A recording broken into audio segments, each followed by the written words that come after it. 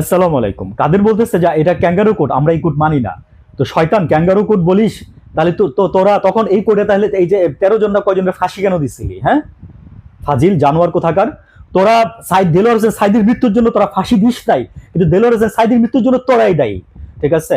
আসিফ নজরুল এটার বিরুদ্ধে ফার্স্ট একটা কলাম লিখছিল, এরপরে এই যে দেলোয়ার হোসেন সাইদির বিরুদ্ধে মনে করেন যে সরকারি ভাবে খেপছিল। বুঝছেন? কারে ভালো বলবেন আপনি? কারে ধোয়া তুলসী পাতা বলবেন আপনি? মানে এনসিপি ধোয়া তুলসী পাতা, বিএনপি ধোয়া তুলসী পাতা, আওয়ামী লীগের কথা তো মানে বাদ দিলাম এখানে। হ্যাঁ, আপনি কাউরে ধোয়া তুলসী পাতা বলতে পারবেন না।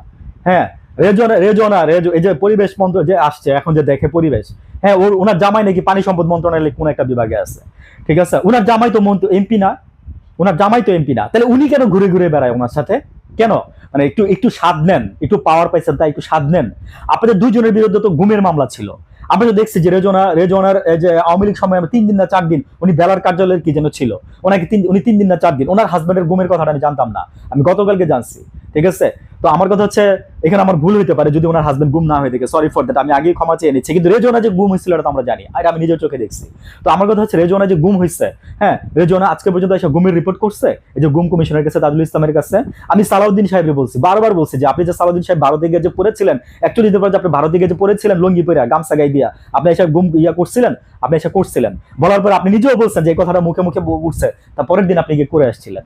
ঠিক আছে? তো রেজনা আপনারা বলি যে আপনি যে গুম হয়েছিলেন, আপনি গিয়ে করছিলেন, আপনি খুব সুন্দর সুন্দর কথা বলেন, কবিতার মতো করে সুন্দর সুন্দর কথা বলেন, আপনার কথা ভাল লাগে, আপনার কথা যুক্তি আছে। আপনি বলছিলেন যে তারেক রহমান বলতেছে যে নির্বাচন কি যেন, নির্বাচন ছাড়া সংস্কার সম্ভব না। তারেক রহমানের এই কথাটা ভুল, যে নির্বাচন ছাড়া সংস্কার সম্ভব না। কেমনে ব্যাখ্যা দিয়ে বলতে পারবো? কিন্তু রেজনা এই কথাটার ঘোর প্রতিবাদ জানাইছে, জানায়া বলছে যে যে রাজনৈতিক দলগুলো বলে যে নির্বাচন ছাড়া সংস্কার সম্ভব না, হ্যাঁ, তাহলে আজকে 53 বছর ধরে কেন আপনারা এই কাজগুলো করলেন না?